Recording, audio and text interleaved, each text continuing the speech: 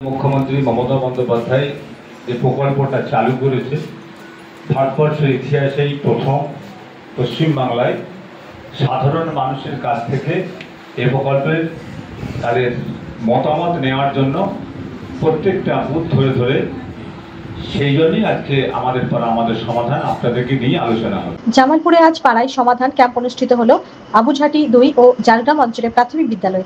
এই ক্যাম্প সরজমিনে দেখতে আসেন বিধায়ক অলোক কুমার মাঝি, তৃণমূলের ব্লক সভাপতি তথা পঞ্চায়েত সমিতির পূর্ত কর্মাধ্যক্ষ মেহমুদ খান, পঞ্চায়েত সমিতির সহ সভাপতি ভূতনাথ মালিক, জেলা পরিষদ সদস্য শোভা দে, 2 প্রধান ঝর্ণা দাস এবং নুরজাহান বেগম, 2 অঞ্চল সভাপতি রবীন্দ্রনাথ কৌনার এবং আলাউদ্দিন শেখ সহ অন্যান্যরা।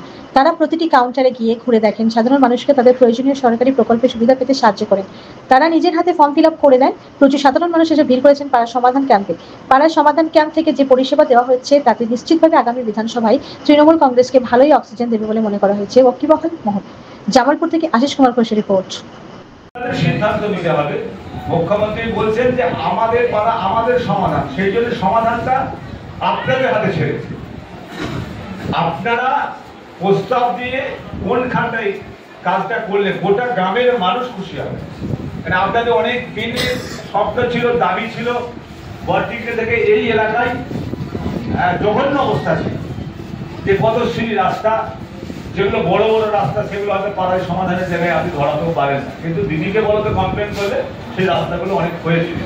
যেন আজকে এই বরটিকে এই এলাকার রাস্তাটা, এই এলাকায় মানুষ আসতে এবং ছেলে মেয়েদের বিয়ে দিতেও কিন্তু অসুবিধা হয় যে ওদের ওখানে রাস্তা নেই। আজকে গোটা এলাকার রাস্তা কিন্তু আপনাদের পাকা রাস্তা হয়েছে।